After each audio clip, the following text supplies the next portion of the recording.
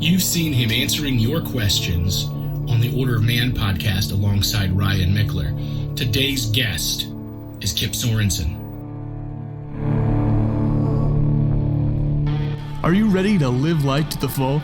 Are you ready to rise up and live a life of honor? Are you ready to boldly step into a life of courage? This is the Manlihood Mancast, and here's your host, Josh Hatcher.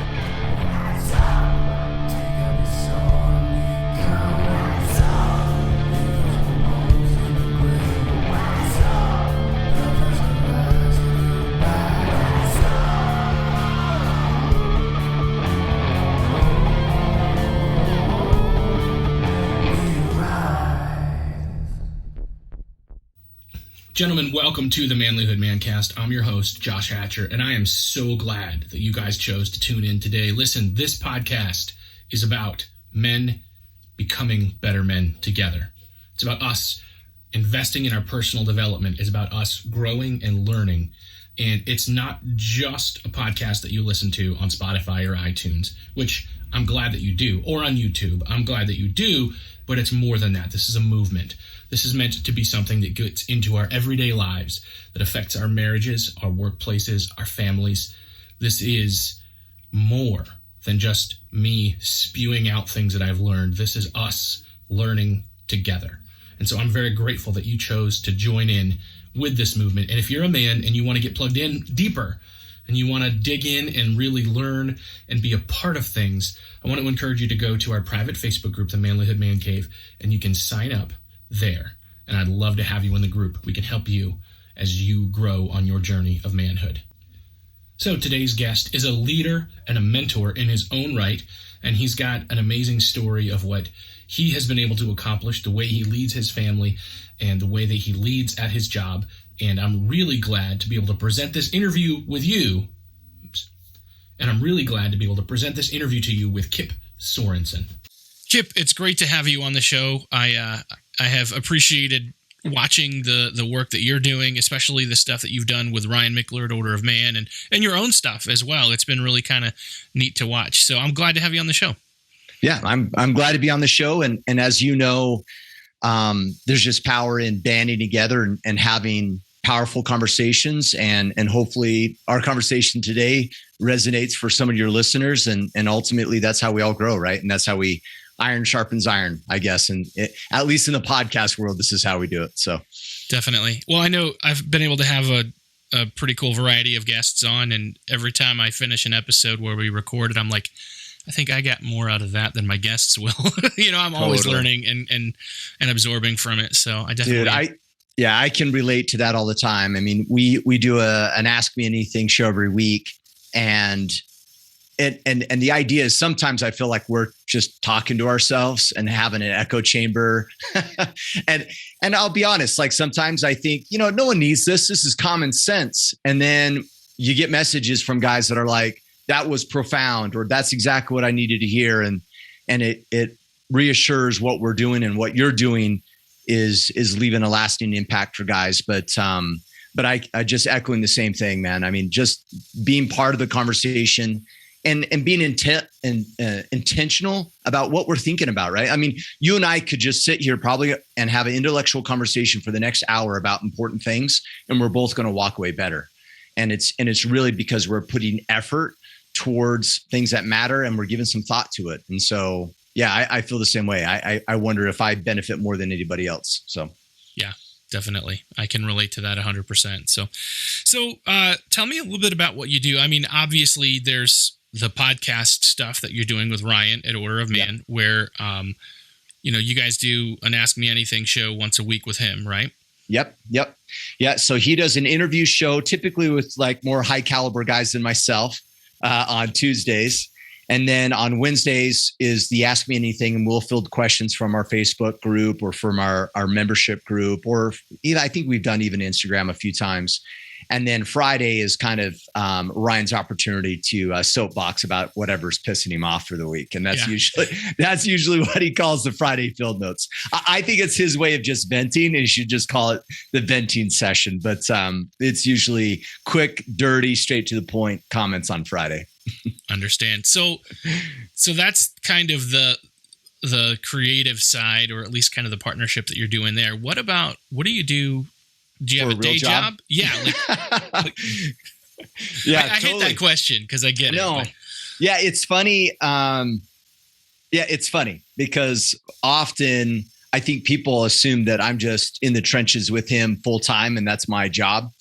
No, it plays a very, I shouldn't say it plays a small part. It's highly rewarding. And I think what we're doing there is impactful, and it really feeds my desire that I have to leave a lasting impact.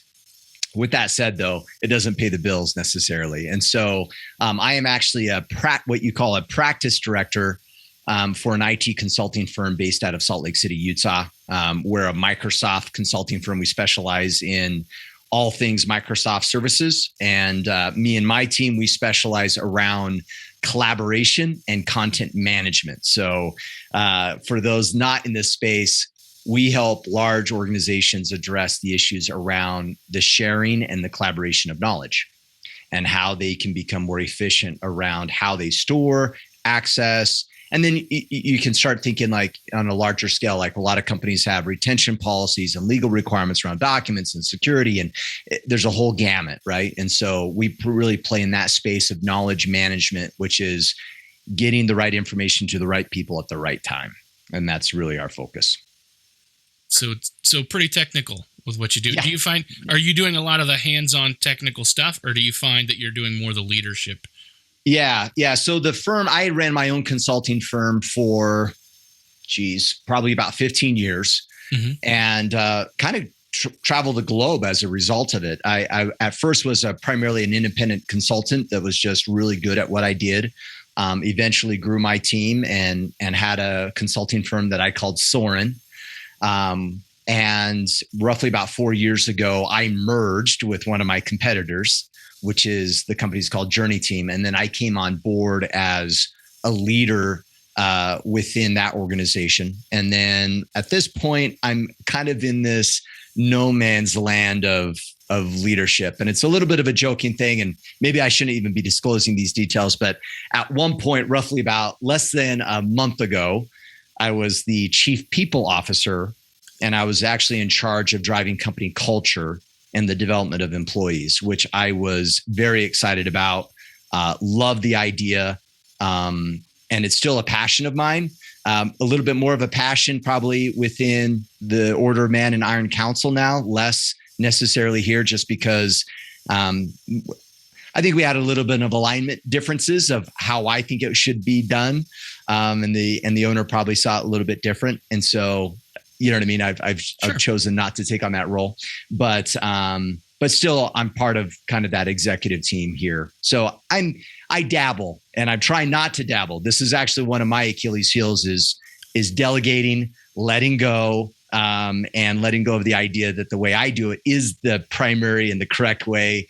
And if someone doesn't do it my way, then it possibly can't be the best way. So that's my next lot in life, is figuring out how to let go of my current responsibilities so I can move on.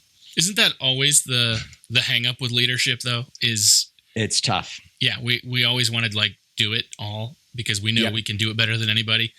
I don't know, man, I'm learning that myself in different ways in different areas where I'm like, man, if I would have just like let go of that, I probably would have done a lot better. Yeah. Or you could be really great at what you do, right? But you can't take on the next challenge, right? If you're not replaceable. Right. And so my focus now is just making myself more replaceable at this moment. Yeah.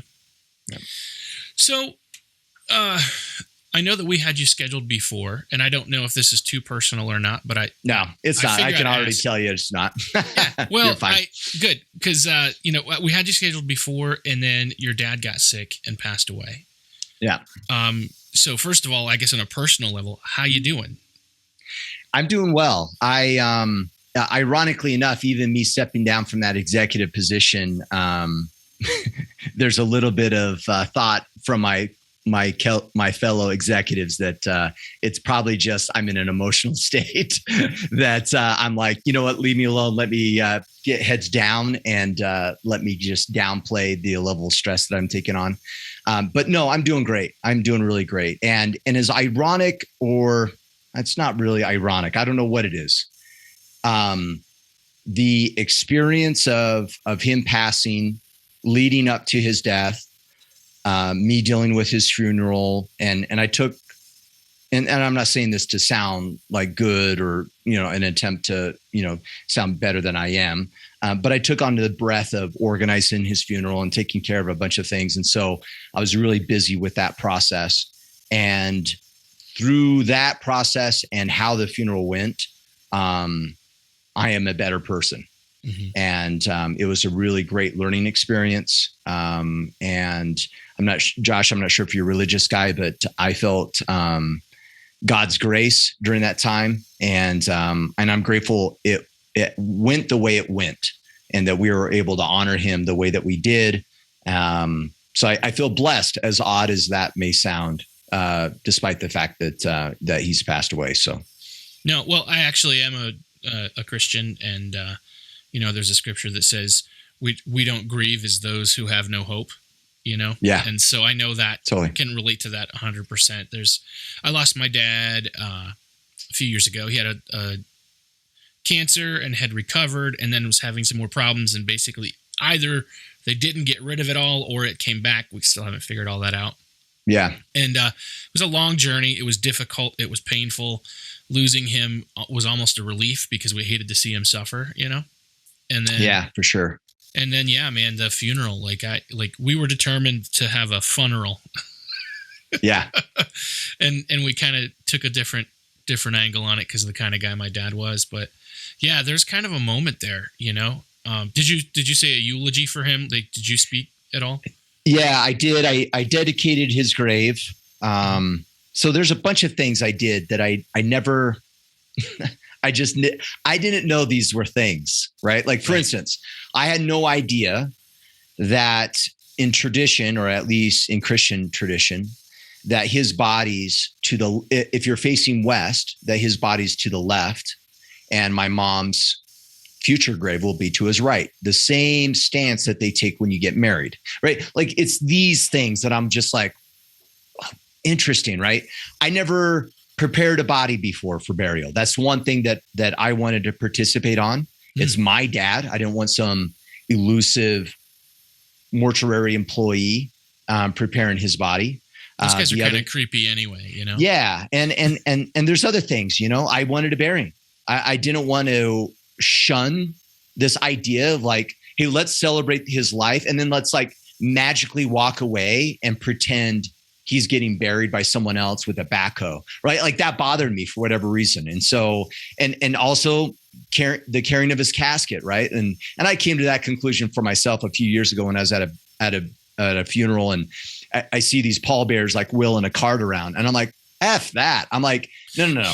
If you're a pallbearer, you muscle up and you carry my body, right? Like, man up and do it. And if you're not strong enough, you're not the pallbearer.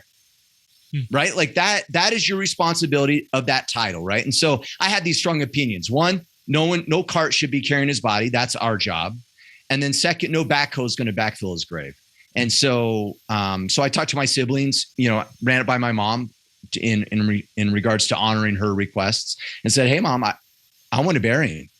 And she's like, I love it. And so, we pretended that we're all saying goodbye, and people left for like a luncheon somewhere else. And then me and my siblings and a few super close friends stuck back, and we spent the next couple hours, backfilling his grave. And so, and I said some words as well. But all those experiences were just profound for me. Like, it was exactly, it worked out perfect.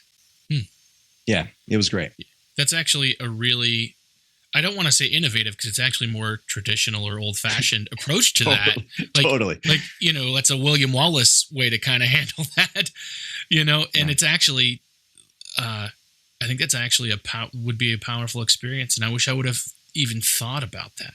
Yeah. Well, and it's an example of how the world typically does things, right, Josh? Like, everything's about minimize the uncomfortable, right? As though it's wrong. Oh, well, it's uncomfortable to prepare their body. So, you know what I mean? You don't need to do that. Just pay us to do it. And, oh, it's uncomfortable to shovel dirt, you know what I mean, for an hour and a half. right? So, pay someone else and we'll take, and it's like, well, actually, maybe that's there for a reason, right? Maybe that's part of the grieving process.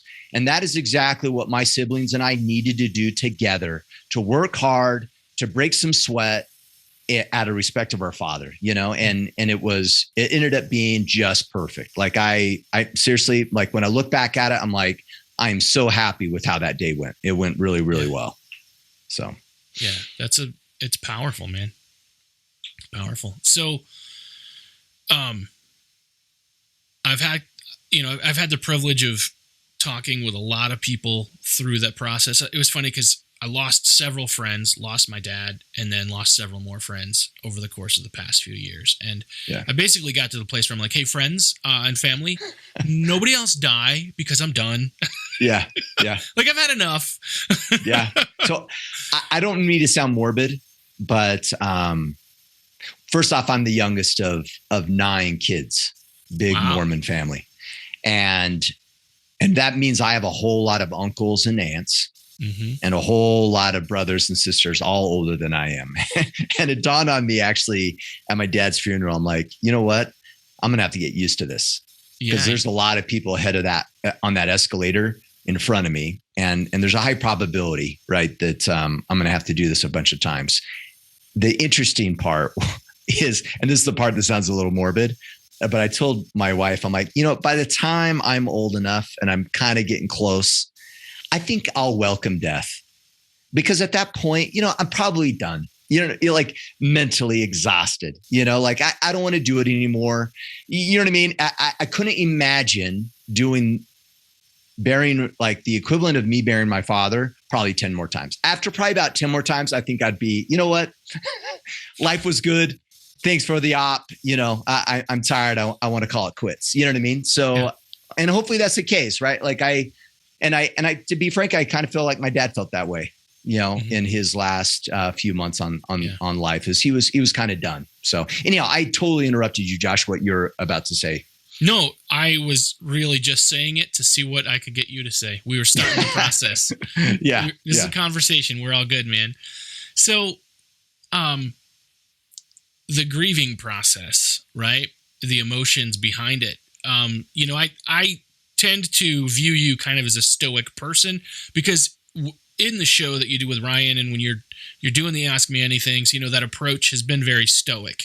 Yeah. I think. Yeah. But obviously there's a lot of emotion surrounding grief. How is that affecting you? Yeah, it's funny. I remember years ago I was listening to the Jocko podcast. And I don't know, every so often they do questions. I don't know when they do them or what episode this was. I mean, you know how his episodes are. It's like 2 hours later, you covered every subject known to man, right? But I was listening to some and I remember someone called in and saying, how do you deal with grief? And Jocko's response, at least my interpretation or how I remember it, was something to the equivalent of, it's going to be like waves and you're going to be in the ocean. And you're going to feel fine and think, hey, you know what? I'm not affected by this. And then all of a sudden waves will crash on you. Right. And it just comes out of nowhere and you're emotionally wrecked.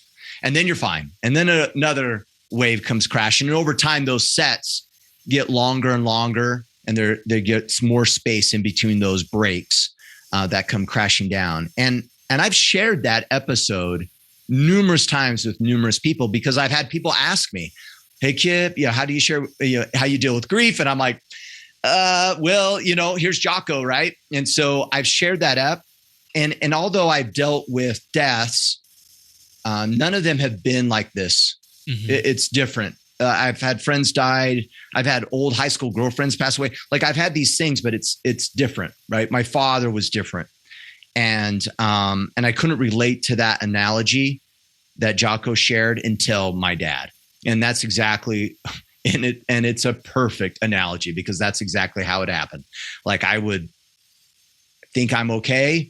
And someone looks at me a weird way or someone says something, anything. And I, I'd break down. I remember the first time is actually even before my dad's death. For those listening, In farmer years, he's probably like 125, but Right.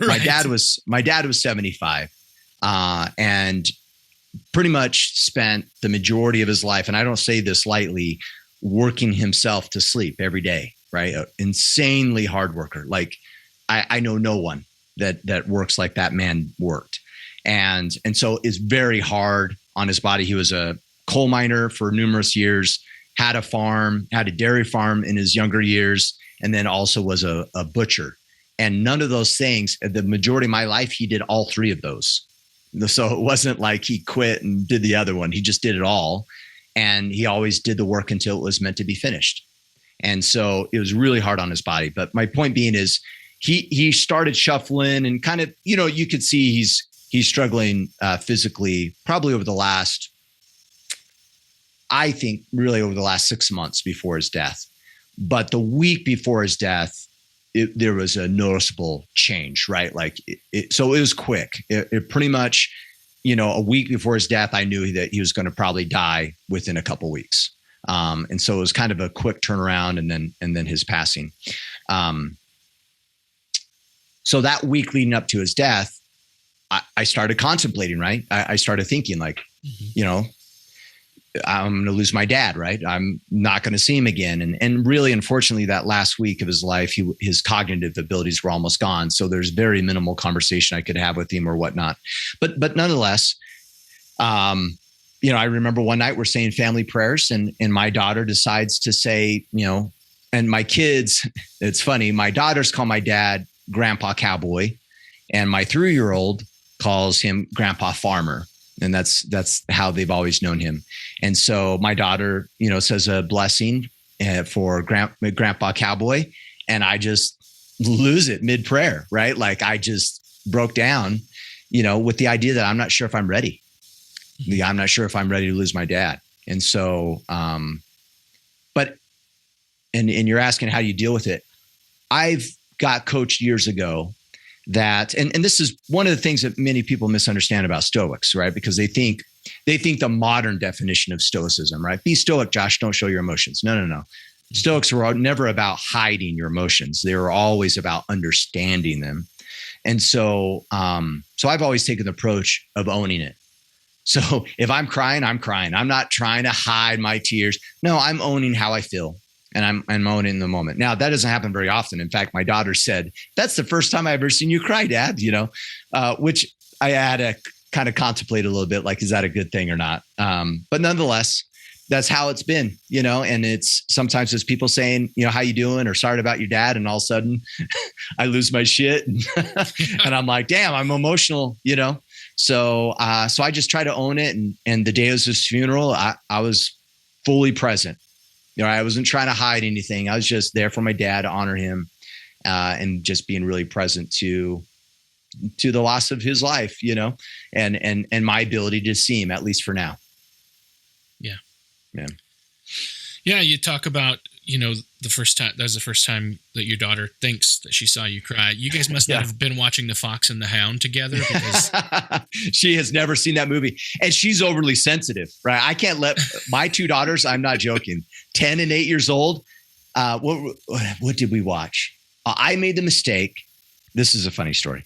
I made the mistake of taking them to, is it Gringotts? Or no. What's the newer Harry Potter movies? Oh, you know what I'm talking about. I do. Like the modern ones that happen in America, right? Yeah. I kind of fell off Harry Potter about that time frame, so I know what you're talking about. Anyhow, so there's a part in the story where this baby gets, like, they're escaping a boat from sinking and they jump into like a rescue boats and a baby gets left in the water. Like, I'm not sure if the baby was left in the boat or got dropped or whatever. I can't remember, but it sets the precedence that this baby drowned to death.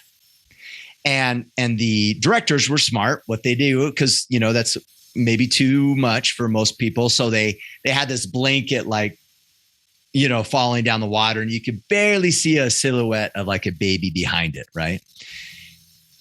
Me being the idiot, I have my daughter in that movie, and she's probably about 9 at the time. And we're watching, and I'm kind of a little nervous that she's catching what's happening. And she goes, "Where's the baby?" is that the baby? And I'm like, baby, it's okay. And she's like, where's the baby? And then she freaks right in the middle of the movie theater, starts screaming, no, not the baby. Like, just like losing. And I just grab her, run out of the theater. So we can't watch any movie like The Fox and the Hound. She would, trust me, she would be a wreck. Yeah. So she's very sensitive to things, which in hindsight, we see it as a blessing. So we'll keep it as much as we can. Yeah. I've got a son that when he was little would act out and get so into whatever he watched. So, so he's like arguing with the characters and stuff, kind of stuff, or what? So, and like the movie would be over, and he's always been. I mean, he's an adult. He's married now, but he's always Mr. Defender of Truth and Justice. But right before he got married, he came over and we watched. I think it was Creed 2 together. Like all of us were. It's an excellent movie. Yeah. And the movie ends. He's still living at home. He hasn't moved out quite yet. So there's a little bit of that father-son like stuff going on anyway. For whatever reason, this movie got his adrenaline pumped up so much, and then he smarted it off, and then it was a nightmare. I have apologized multiple times for my escalation. But when you're dad and it's your home and it goes too far, then you retaliate. Man, it was I mean, and I don't. It wasn't out of character. That was him his whole life. He was always like whatever the movie was, it just got into his soul. Go ahead. Yeah. No, I was going to say and that's an interesting conversation, right? We could derail about that whole conversation about it. Was that bad, right? We live in this world that like, hey, Josh, you shouldn't escalate that. Even though your dad, it's your kid. Right. Like part of me says like, F that. No, there's a pecking order here. I'm your dad. Here's the rules. If you're going to follow them, awesome. If not, get out. Yeah. I don't know. Like I in hindsight, this is what I think. I think our generation has been, a lot of us probably got beat up a lot by our parents when we were kids. And I think that pendulum has swung way too far. And now we're like, oh, no, we don't discipline our kids in any form of, you know what I mean? And I think, I don't know. I think maybe we've gotten too soft on our kids. One thing's for sure, like, that's why, I don't know, maybe I'm overly competitive, but if my kids started getting too good at jiu-jitsu where they could take me, it would bother me. It would bother me. I'm no. My job is to always be able to kick your ass, period. Yeah. And then when I can't, maybe that's the time that you bury me, So my dad later in his life, he had to retire because his body was just broken down, his back's, I think they took him to the doctor before disability to try to figure out everything that was wrong with him. They're like, oh, when did you break your back? It's like, I broke my back. It just healed in two places and he had no idea. But he was super tough, super strong, and just kind of grinned and bared it. And so he's limping across the floor one day, and I made some kind of comment about him being an old man. And I was an adult at this point. And he came at me and like ninja moved and like hit every pressure point from my head to my toes before I could even blink. And I'm like, I am never calling him an old man again. Yeah. You're like, sorry, Pops. Yeah. Yes. That's you're a young funny. Man. You just walk funny. That's all. Yeah, totally. Well, and then if you start losing it, then you just start throwing stuff at your kids. Cause I remember I'd smack talk my mom, then she'd go for a slap or something. I'd block, and then she'd like start grabbing stuff to throw at me. I'm like, okay, you know what? I'll watch myself. Yeah. I found that I am finding that, I'll say it that way. Now that, I've just got one left at home, I'm like, if I do it right, I don't even have to say anything. If you do it right, you can communicate everything you need to communicate with a look. You know, I'm not saying that you should never, kids need physical discipline, I think. I think kids need correction, and sometimes they just need to see that you're tough, without hurting them. But man, I'll tell you what, those times when you can just say, they can know exactly what it is that you're feeling and thinking just by the eye contact and the weight of your breath. Yep. I remember when my boys were younger, all I'd have to do is get on my knee, get eye level with them, grab them by the shoulder, with a little bit of force, and talk to them. You know what I mean? Mm-hmm. And between the combination of those two things, they're usually like, okay, got you, Dad. You know, Yep, like it didn't require much more than that. Yeah. So how old are your kids? So I am, you already know, like if I have to pause to explain something, then it automatically illustrates his, hers, and ours. So I have two boys from a previous marriage, and those two boys are 22, 21 and 19, or 22 and 20, one of those. And then my wife has a son, and he's just turned 18. And then we have 3 kids together, and they're what we call our batch 2. And batch 2 are 10, 8, and 3. So we have like this upfront group that's virtually all out of the house and on their own. And then we have, it's almost like the second batch or the second attempt to be good parents. That's our second batch. We take all the mistakes from the first 3 and see if we can get it right the second time. Yeah, no, I'm glad. I mean, listen, if God, made stuff grow back together and we had another baby, I'd be happy, but I'm glad that I'm in grandparent mode now. So I'm glad for that. Yeah. It's funny. We were on the fence. Well, first off, when we first got married, we talked about having kids, and I'm like, we have 0 kids in diapers. We travel all over the place. Are we sure we want to do this? Right? Like this is we're going to go back to that, and we decided yes. And then we had the 2 girls, and we were kind of content there. And my wife, she actually got pregnant by accident, and then she had a miscarriage. And by the way, that was the first time that's ever happened with us or with her, and it was actually way more tragic and sad, and like it had its whole thing I didn't even think about. Right? I always thought it was like, oops, no big deal. It's like, no, we got excited for months. We accepted this idea that another baby was coming. My wife like partially delivered, you know what I mean? Like, man, this is like, it was like a horrible experience.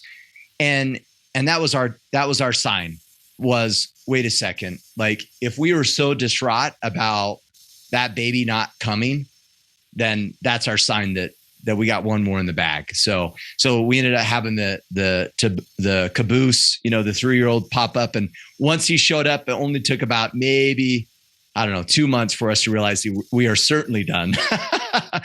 He has helped us. Get off the fence of having more kids to go. Yeah, we're certainly over. And the fact that I might be like in a walker at his high school graduation is the other thing that I'm like, I should be about 60 years old by the time he graduates. I'm like, this is not where I want to be. So that's awesome. Oh, well, yeah. What do you think is your favorite part about being a dad? Oh, so this kind of goes in with my dad conversation. And I think I don't say this out of disrespect. I think it's important for people to see this. So if you don't mind me utilizing it as an example. So, who was I talking to? After my dad's funeral, someone asked me, it was like a friend, like they were at the funeral to support me. You know what I mean? But they didn't really know my dad. And by the way, I had so many people come to the funeral that had no idea who my dad was, but knew me. Mm-hmm. And it was greatly appreciated. But nonetheless, I had one of those guys reach out to me and said, hey, man, your dad must have been an amazing guy. And I'm like, well, he was okay. He was actually quite a bad father. And they're like, what? And I'm like, yeah. Oh, he was horrible. he was like, on paper, he was not very good at it at all.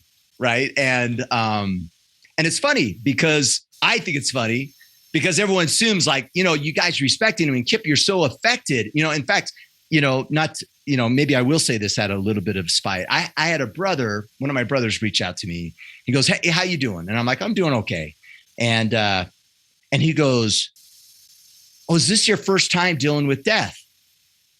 With a death of a loved one? And I'm like, no, but I don't understand your point. And he's like, oh, well, you seem distraught.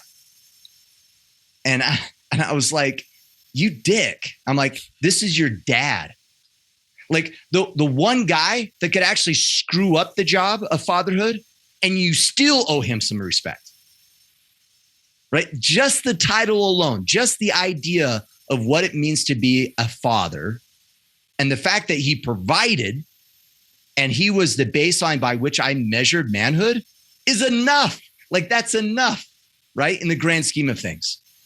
And it was enough for me. And I learned later in my years that love it's a tricky thing in the sense of we can choose to love people based upon pretense and reasons, right? And most people will. And don't get me wrong, I'm playing on words a little bit, but it illustrates a point. For instance, I could ask you, Josh, or I can ask anybody and says, why do you love your wife? And we would give reasons why we love them. Well, she's beautiful and she takes care of me. She's a great mom and, she supports me and we could all these things. But you know what no one hardly ever says? Because I choose to. She could stop being beautiful. She could stop being a bad mother. Start being a bad mother. My dad could show up on paper not that good of a dad. And it's still a choice that I have to choose to love him exactly as the man that he was. Right. And so my favorite thing about being a dad is to do all the things I wish my dad would have done.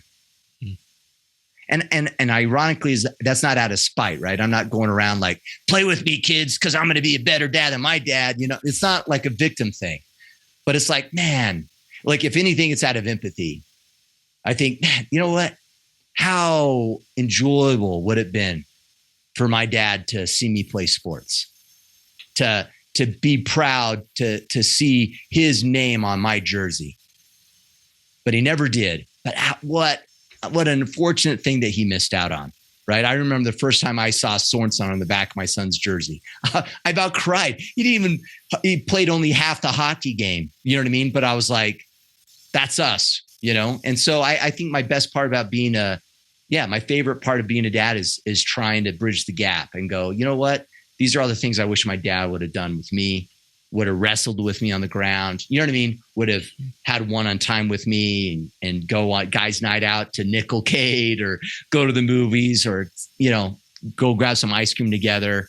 I mean, those are the things that I so wanted from my father. And so just because out of absence of that in my life, I think just the opportunity to be a good dad is in itself the reward. Yeah, that's awesome. Yeah. So obviously you've got a career that you've built. You work hard at that. Do you find that it's difficult to have a balance between the providing side of family and that taking care of things at home where they need you there too? Yeah. How's this? I think it's a balance because one is easier than the other. Work is easier. It's easier to stay in your office and work hard and then to make the excuse that I'm doing this for my family and not have to deal with the 3-year-old that just won't stop asking you questions for 2 hours straight. We're just not built to do those things as easily. And though it's harder. And ironically enough, back to what we were saying earlier, and it's harder because, and whatever's harder, we assume we shouldn't do, it's like, no, it's meant to be harder.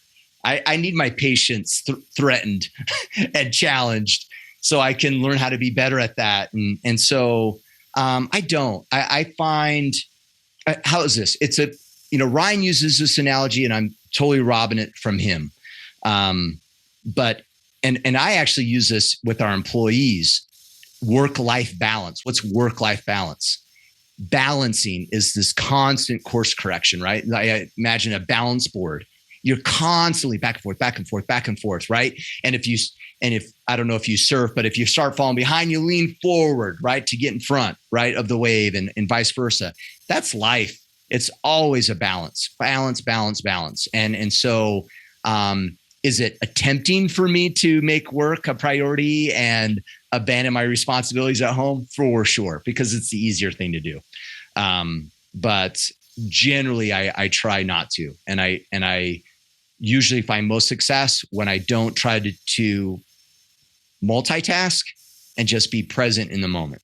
So if I'm wrestling with a 3-year-old on the floor, I am wrestling, I'm the world's best wrestler of 3-year-olds, in that moment. And I'm not trying to check emails. I'm not trying to do other things. I'm just in the moment being fully present with my children. And usually that's kind of has been my level of success, is just presence. When I'm done with work, I'm done. Yeah. So you talked earlier about jiu-jitsu. I think you mentioned if your kids get better at it. Do you do that as a family? Is that something you do together? Yeah. So my 3-year-old my plan is my 3-year-old has no idea that there's such a life without jiu-jitsu. So I'm starting it early enough that it's not going to even be a choice. It just is there. This is what we do. This is what we do. Yep. My daughters, on the other hand, they primarily do gymnastics and dance. And so I'm always competing with gymnastics and dance to try to get jiu-jitsu in. For a little while, we had the mats out at home, and we did kind of like a little bit of a family class every Sunday. And I would teach them some moves just so they're learning something. But no, it's pretty much my thing, and I'll force it onto my 3-year-old. and I rag my daughters that they should know jiu-jitsu. So, sure. But although my oldest daughter today is like, "Hey, Dad, I'm ready to stop doing dance and I just want to do jiu-jitsu." So I'm like, let's do it. So I've got a dancer too, and she is tough. I've never been hit. And I was in a lot of fights through middle school, man, like a lot, like almost every day. I have never been hit as hard as I have by that girl when she was 12. I mean, she's 17 now. When she was 12, she decided she was going to show me how tough she was. I'm like, well, let's go, and I'm telling you what, she hurts. Popped you. So, I think there's something to that dancing. I think it gives them a little bit of momentum. Totally. My daughters, they have done gymnastics since they were both 5. They are so strong. Mm-hmm. Like my daughter has like an 8-pack at age 10. I mean, their body control is amazing. So much that I think I'm going to get the little guy once he turns 5. I'm going to put him in gymnastics for the first 5 years of his life just to build strength. And it's really impressive. Gymnasts typically, not only are they strong, but they also don't feel pain because they just like have to keep doing the thing over and over again. And if it hurts, they just keep going. Oh. Totally. Yeah. Like the sign in their school is, "We do hard things." That's like their motto because they're tired of all these kids whining all the time. And the teachers are like brutal. Yeah. I love it. Like some neighborhood girls are like, "Oh, our daughter didn't like that class because the teachers are so mean." I'm like, I love it. Like yell at them. It's perfect. Yeah. Harden them. Yeah. Well, because that's the thing. If you don't prepare them for the real world, then the real world's going to eat them up. Yeah. One, like we talked about already, it's like the theme of this call is like, hey, greatness is made through suffering, right? Like there is no learning and growth in anything other than difficulty. A price must be paid, right? Whether it's gymnastics, whether it's learning about what's important in life or anything else, right? There's always, that's where growth lies, right? So is in the uncomfortable. You do it because you choose to. Yeah. Yeah. So totally. Yeah, we got all kinds of themes running here, man. Yeah. Yeah. So with your job, with the leadership things that you do, what do you find is the role, like our culture right now obviously is a mess, We've got, nobody seems to understand, or value what it means to be a man. Do you find yourself do you find yourself in your professional life or in the other things you do you find yourself running into that at all? How do you react to that? First off, I agree with you, and my reaction to the sentiment around masculinity and the role that men have in society, it's frustrating. Like I immediately just get upset. And not upset like I lose my emotion, but just, man, it's so unfortunate. And the repercussions of some of these ways of thinking, I think is far greater than we realize, way greater than we realize. In fact, ironically enough, one of my favorite books on the subject. Have you read this book yet? The Boy Crisis. I've read the Cliff Notes. I'll have to read the whole book. Well, and it's freaking. I know. That's a big book. But the Boy Crisis, man, like people have no idea.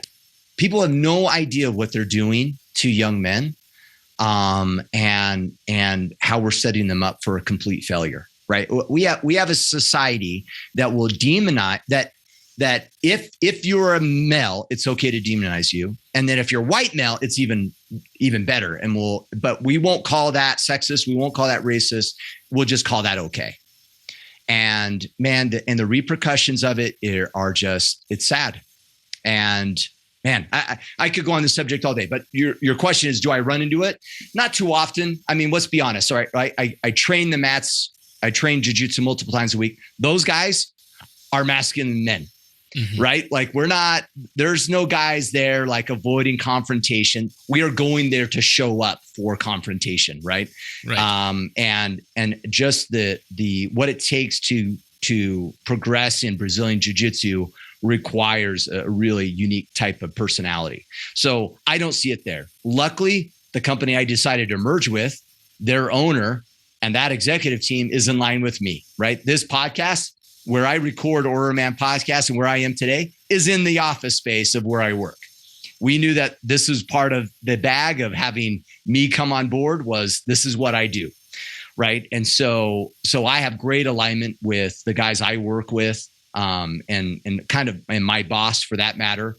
And then of course I surround myself with all the men of the Iron Council and Order of Man, and we're all aligned. Now, do I walk around like? Man, I was at the mall.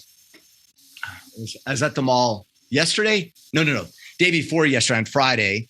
And I just can't help walking around and looking at all these spineless, and I'm being highly judgmental. So Forgive me, everybody, or just realize I'm being a complete dick here. But I look around and all I see is spineless men that are afraid.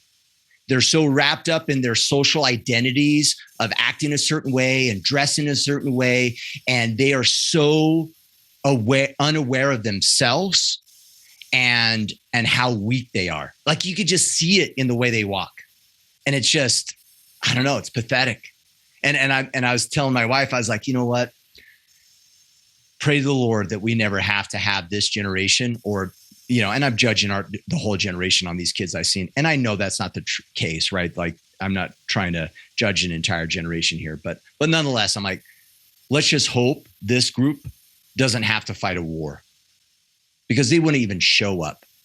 They would all give up because they've never done anything difficult in their lives. And so I don't know. Do I have an opinion? Yeah, sure. I don't run into it very often because of kind of the circles I run into. But stuff you hear on the news and just seeing how entitled kids are and how soft we're being on young men. And this idea that like, it's bad to be masculine is just, I'm tired of it. Right. Like I even saw an Instagram post earlier today of, I don't know, maybe it was a reel. I totally get sucked into Instagram reels. Like I'll be like an hour later, I'm like, oh my gosh, I'm wasting time. But I saw a post and someone says, 5 things that I want from a man: to listen, to be kind, and blah, blah, blah. And, do these things. And I wouldn't disagree with any of them. I'm like, yeah, those are all good things. But those are only good things if he's capable of the opposite. Mm-hmm. A kind man that is only kind because he's weak is not a kind man. A dangerous man that makes a choice to be kind, that's something to be honorable about, right? That's something to appreciate. Otherwise, the other guy, he's just a coward, right? And he's incapable of being aggressive. He's incapable of being dangerous. Thus, that's his default. That's not honorable. You know what I mean? If that's your only choice. So, and I think Jordan Peterson, he's quoted a lot in regards to, his statements around the powers of a dangerous man. And I wholeheartedly agree that, I don't know. I think the downplaying of masculinity is already a negative thing in society. I mean, you look at the statistics Dr. Farrell's book, the statistics alone, you just take a household and you take a dad out of the house, man, the probability of success for kids drastically drops. Everything from jail time to graduating high school, success in life, probability of getting married in the future.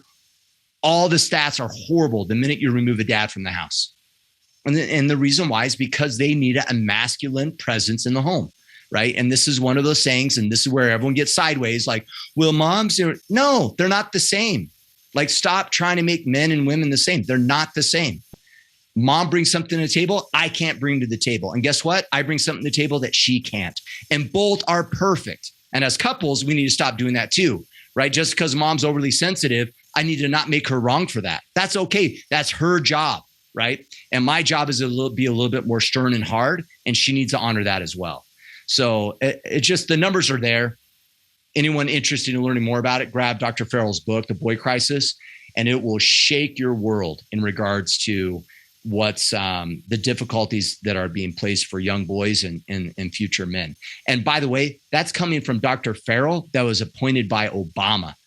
This isn't a conservative, Republican, right-wing kind of guy. In fact, I highly doubt I would align with him on any political viewpoints whatsoever. And so this is raw data that he's put together and put into that book, and it's really profound.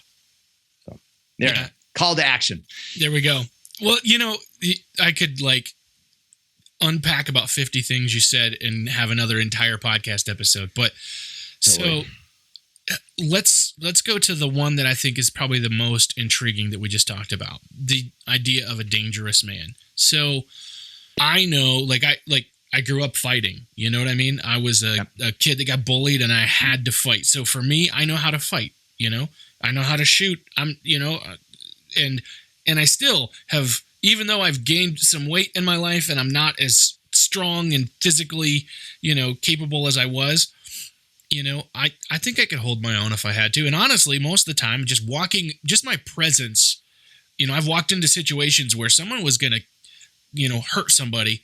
Just walking in, folding my arms, and giving him that look we talked about earlier with the kids has diffused so many situations because somebody had the balls to step into the situation, and insert himself in and not even say a word, just to be there. So, but I know that a lot of the people that are, there's a lot of young men out there that are wanting to know what it means to be a man. They're the ones that are listening to this podcast. They're listening to the Order of Man podcast. They're in the groups and they're asking questions and they're trying to learn because nobody's taught them.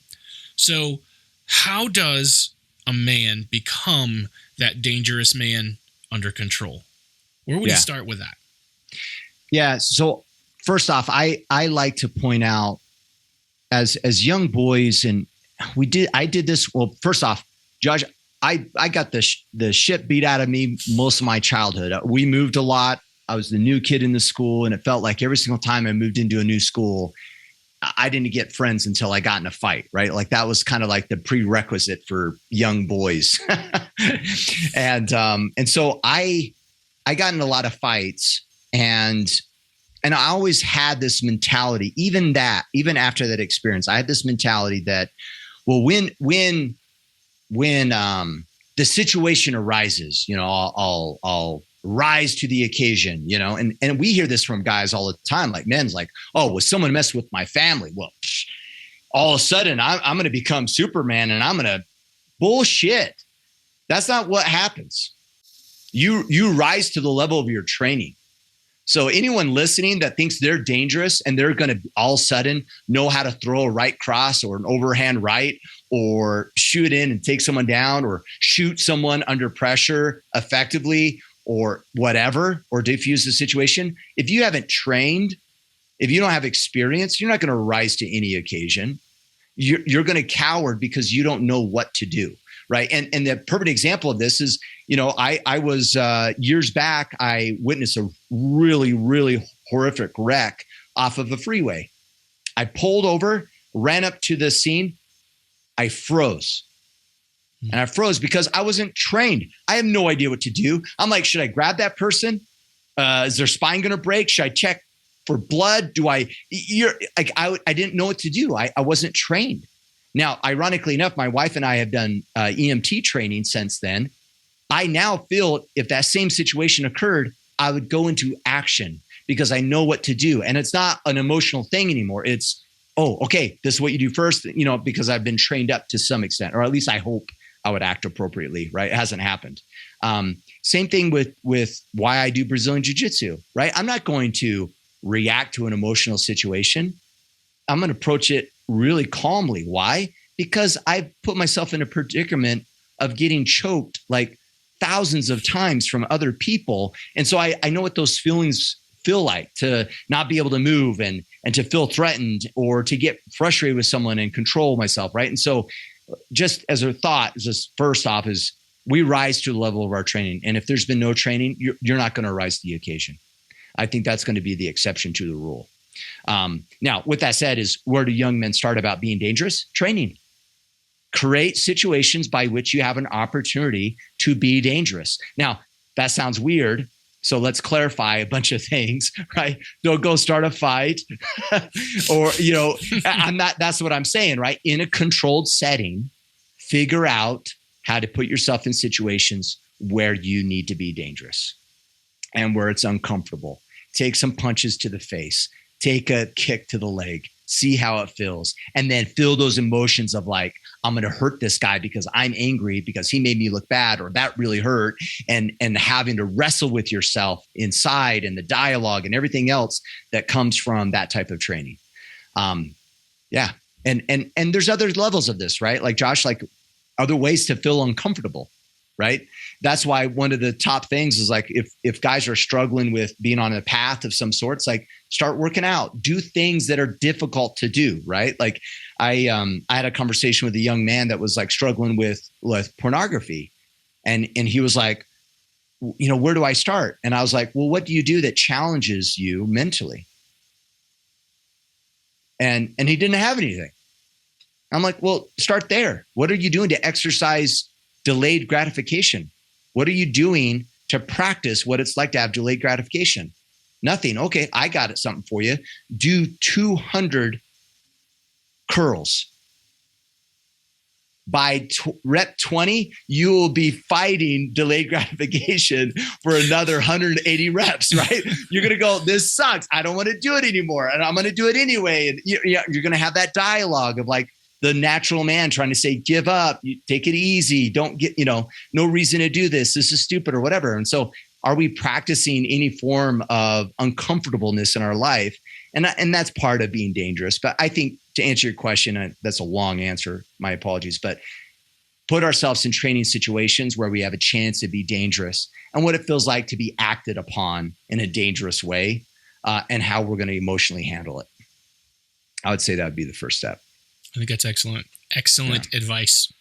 And I think, and work towards getting physically fit. If you can't jog up a flight of stairs without getting winded, like me, I can't do that yet. I'm working on it. Yeah.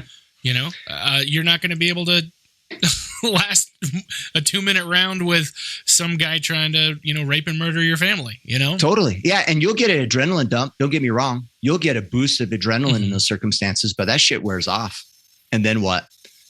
Yeah. Right. Then you're getting shot, right? Or you're getting beat up, or your kids are getting taken. I mean, who knows what, man? Like I would take it really serious if I were most guys, is like, be in a position like jiu-jitsu. We see this all the time, right? With the new white belts, right? Big, massive white belt comes in and he's dangerous. He's big and dangerous. What do? You just let him burn himself out is what you do. And when he's done, then you choke him. Right. You don't match his strength. You just let him burn himself out. Yeah. So I like to ask all my guests a couple of questions. And the first one, and I think I can almost guess maybe a little bit of what you're going to say based on some of our conversation earlier, but let's say that like the movie that's on Netflix right now, The Adam Project, where Ryan Reynolds meets the younger version of himself, which the movie came out. I'm like, hey, I ask that question all the time. Yeah. You're like, this is my idea. Yeah. What would happen if you ran into the 8 to 9, 10-year-old version of yourself? What would you tell him? Yeah. So there's a couple things. my apologies to be overly analytical in regards to your question. But I just want to be clear. It'd be different for everybody, right? Because where I was at 8 to 10 and what I needed to hear is so drastically different than what you would probably need to hear. And let's be honest, where was my thought process at 8 to 10, right? It was like, be accepted by my classmates because I was getting in fights all the time. That's probably all I cared about. and maybe my dad paying attention because I started creating a story around that age, right? That I wasn't good enough, right? For my parents. And so I really think, now let me answer it that way. I actually think that we all have defining moments in our life. And roughly between the ages of 6 to 10, we all probably have a moment at 6 to 10 where we can remember it just like it was yesterday. And we decided something was wrong and we were going to adjust who we were being in life based upon that experience or based upon that thought or perception at the moment. And mine was the one that I was not good enough for my parents. Right. I've held on to that story. Luckily, I know it's a story now. Right. But for a lot of my childhood, I saw that my lack of my quote unquote expectations that I had on my father and how he should have showed up was a result of not being good enough. Mm-hmm. And so if I was talking to myself in that age range of 8 to 10, it would be to reassure myself that you are. That's all. That I was good enough. And now I know that may not help anyone else because that's going to be so drastically different from everybody else. But here's the point. And I know it's a hypothetical question. But if you, Josh, if you said, hey, Kipp, I got this time machine, screw the movie idea. I have this machine in the back and it will send you and you can actually pull this off. I wouldn't go. And I wouldn't go because actually I am whole and complete and satisfied with who I am. I wouldn't dare screw shit up and go back because who knows, right? If I went back to 8 to 10 and said, hey, Kipp, you're worth it. I'd be like, yeah, I don't need a fight to prove myself. And then all of a sudden, like who knows what I'd be today if I didn't have that drive, you know what I mean? So I'm just grateful. I am grateful for where I'm at and the growth and the path that I've been on. So I wouldn't dare mess up my past at all. You know what I mean? I do. And I would say, yes, that is what, when you look at your life, that is your response. And I do think that it's going to affect other people because I guarantee you that there's someone else out here that's listening that can relate to it and say, you know what? I've been holding on this thought that I need to adjust. So that's why I asked that question. Totally. Well, go ahead. I'm sorry. Yeah. I asked that question because we all often are still struggling with those lies that we believed when we were young, So totally. Well, and let's be frank, like I'd argue most people, probably 90% of people listening to the podcast, they have broken relationships with mom and dad. Most of us do, and some of us shove it under the rug and we don't address it. So maybe that's the call to action too is clean that up. Excellent. So my next question for you is, what is the best advice that you have for the men that are listening today? Yeah. So I try to give some thought to it, but I think based upon how the conversation is going, and maybe we'll just rat hole off the 8 to 10-year-old version conversation. It's interesting. I married my friend and his wife yesterday. And so what I was going to say to them as I facilitated their marriage has been on my mind, right? For the past week, as I've been kind of mulling it over, because I really wanted to make sure that it was impactful. And one of the things I shared with them is the power of commitment. And it's funny because we sometimes look at commitment like, oh, Josh, you're committed, you're not, or commitment looks slightly different. And there's actually levels of commitment. And that commitment shows up different ways and it does different things in relationships.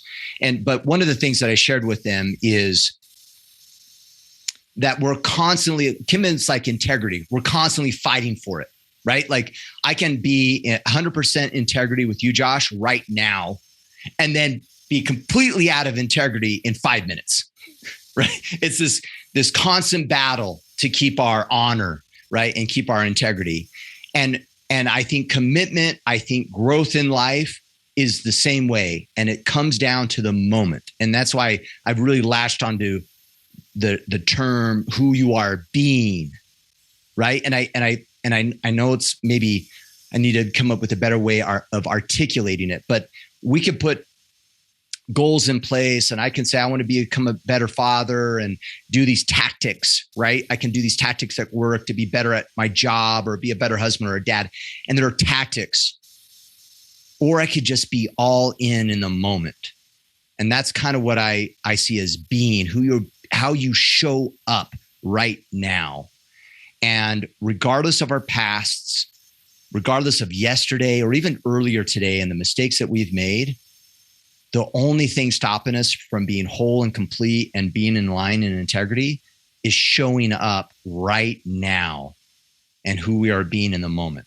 And we just repeat that and we live in the moment constantly and be really present of how we're showing up, and I think there's power in, kind of having a vision of what that looks like, right? One of the morning rituals that I do is I read what I call my vision statement. And then I look at my calendar, and my vision statement's not like Kipp's going to, make 100,000 more next year. And it's not that. It's like how I'm going to show up today. If problems, like one of the phrases I have in there is, if problems are show up today, I'm going to face them head on. I'm not going to shrink out of hopelessness or fear. And I'm going to do what is right. I'm going to stand for righteousness, right? And so I have that. It's kind of that version, right, of a vision statement. And then I look at my calendar and then I go, okay, how does that guy show up to executive leadership at 8 a.m. tomorrow morning? How does that guy show up on the mats for noon practice? How does that guy show up walking into the door of my home and when I see my kids? How does that guy, how does he show up, or how is he being in those moments throughout the day? And that's ultimately what growth looks like, And so I guess my advice would be is like, it doesn't matter about the past, because that's what we're talking about here, right? Is like, we all want to be better. Guys probably listening to this podcast want to be a better versions of themselves, and they want to rise up so they can provide and preside over their families and do better jobs, whether as a father or as an individual contributor or in their jobs or whatever. And so that means that you need to show up different right now than you have in the past. And that's all about your integrity and being fully present in who you're being in the moment. Excellent. Yeah. So Kipp, if our listeners want to get connected with you, if they want to, connect with the work you're doing or follow, where do you recommend they go? Yeah. So you can follow, to learn about, I think orderofman.com for all things Order of Man and what we're doing there on the podcast, whether it's, connecting with us on social media and whatnot. And then of course you can connect with me on Instagram, primarily is the only platform that I pretty much stay active on. And that's Kipp Sorensen with 2 P's. So KippSorensen. Awesome. That's it, man. Well, I really appreciate you being on the show today, my friend. Thank you. For sure. And I appreciate the conversation. And like we were talking earlier, I feel 100% better. And now I want to totally get after it just because of this conversation. So I honestly really appreciate the conversation, Josh. No, same here. I appreciate it very much. Thank you. Kipp, thank you so much for taking the time to be on the Manlihood Mancast. I have learned a lot from you, and I really appreciate your candor and your story as you have worked through some hard and difficult situations, and you've turned them into fuel to become a better man. So thank you for that. If you have gotten something out of this interview, if listening to this podcast episode has helped you in any way, what I want you to do is I want you to share it with somebody else that you know that it'll help. And I also want you to leave us a rating or a review on iTunes and Spotify. Leave a comment on YouTube. Let's help spread the word about this manlyhood movement together. Anyway, guys, Lots more coming up as we wrap up season 5, and season 6 is on the way. I love you guys. I care about you, and I'll see you next time. If you want to be a better man, check out our website, manlihood.com, for blogs, videos, and more from our Manlihood team. And you can also join our private Facebook group, Manlihood Man Cave, where you can meet up with a band of brothers who will challenge you and help you on your journey of manhood. This episode is produced by Hatcher Media for manlihood.com. Be sure to subscribe and leave us a review on iTunes, YouTube, or wherever you're listening to the show. Tune in again for more of the Manlihood Mancast.